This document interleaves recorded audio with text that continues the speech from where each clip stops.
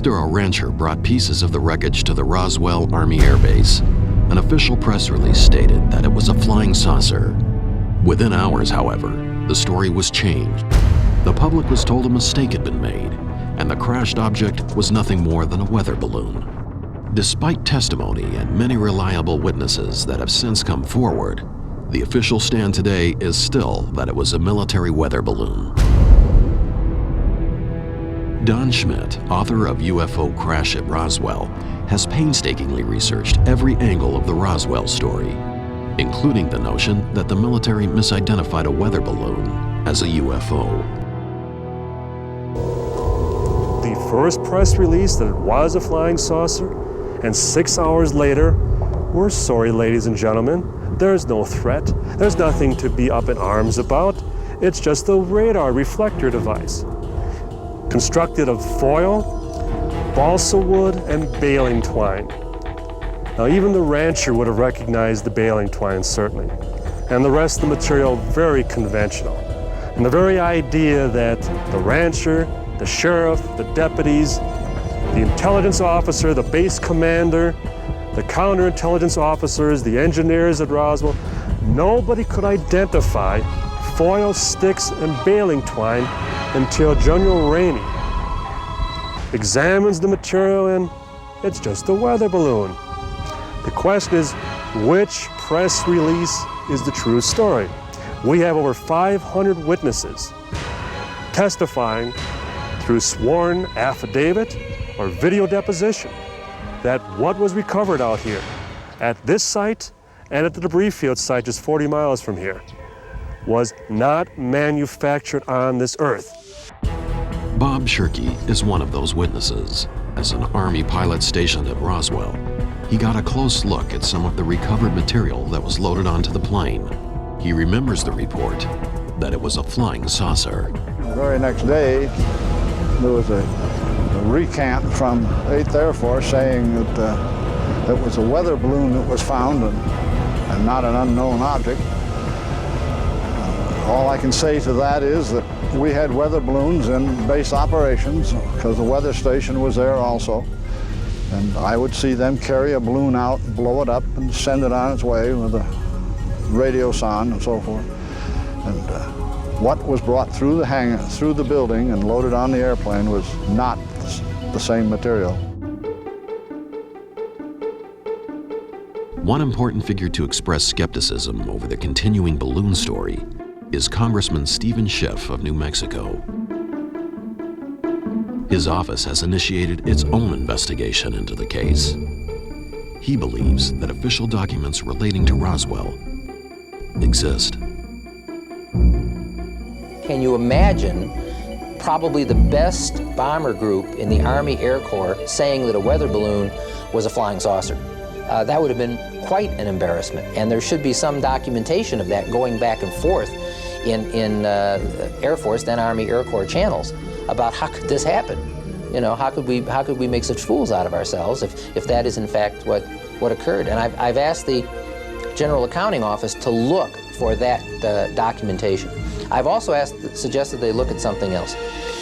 There seems to be no doubt that these materials, when picked up, don't seem to have been treated like they were parts of a weather balloon. In other words, it seems to be uncontradicted that these materials were flown out of New Mexico under armed guard by military police. Now, weather balloons are not normally shipped under armed guard, so I've also suggested they look for the records as to who issued instructions suggesting that these materials be guarded at gunpoint. That is not how you'd normally see a weather balloon transported.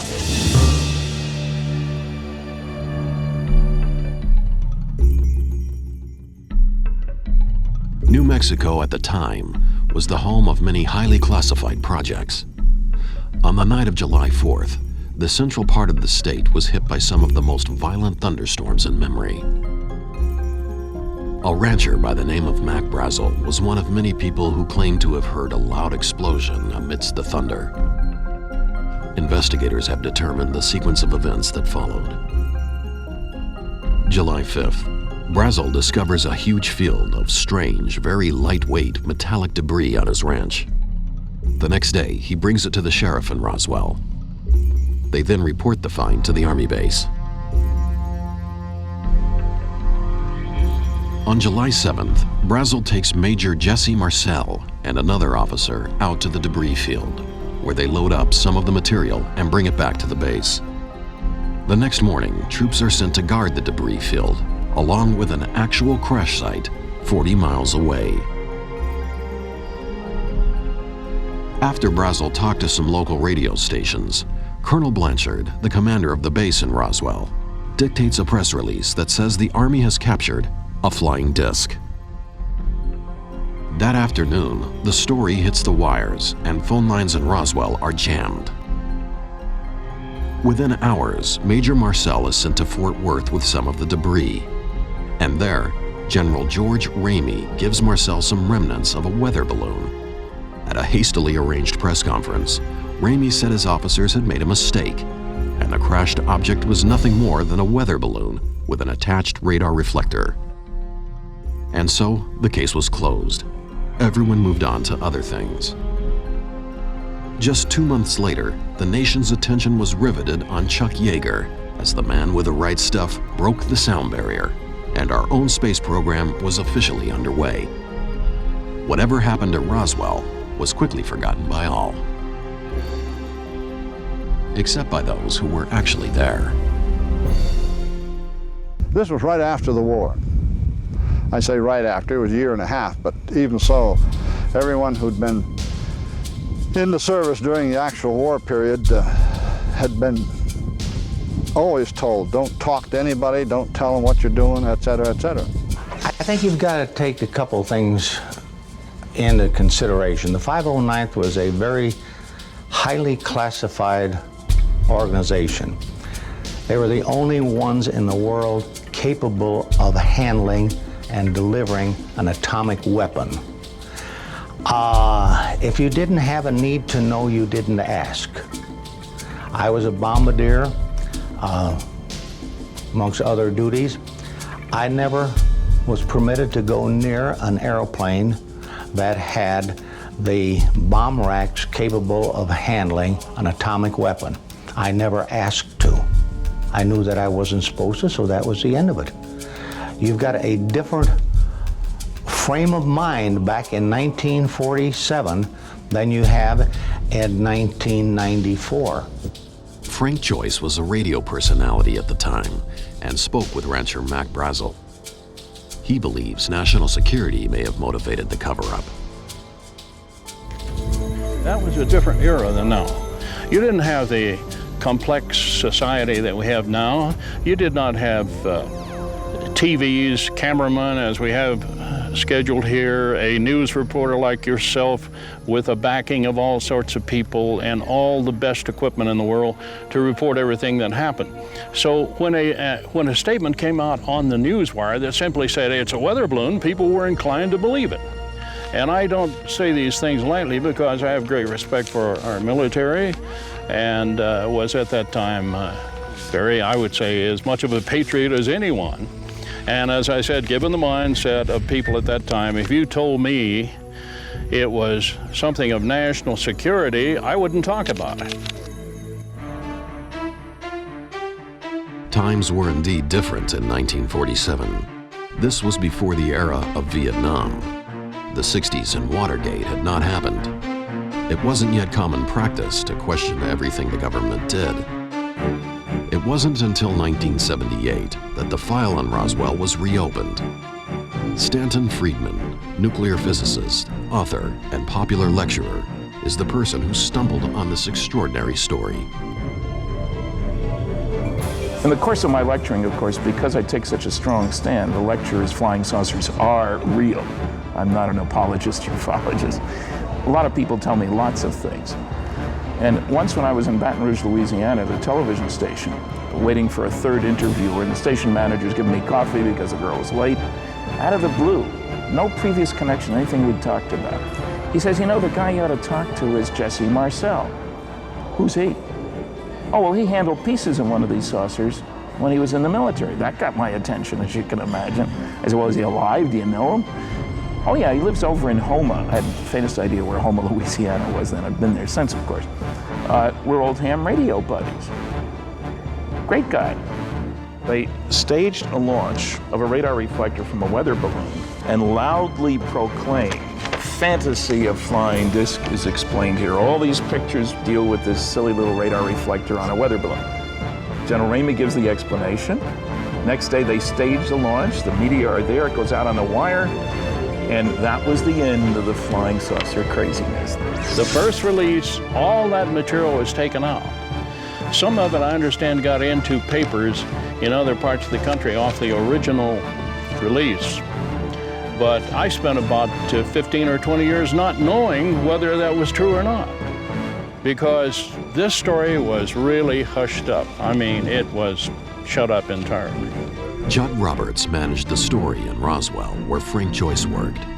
He recalled that dropping the entire story wasn't a request, it was an order.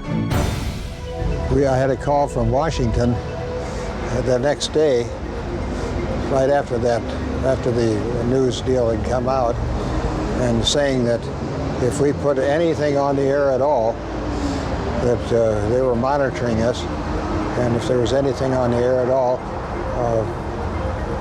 frankly, they'd pull our license. He wasn't talking about a hearing or anything. He said it'll be canceled not later than tomorrow morning.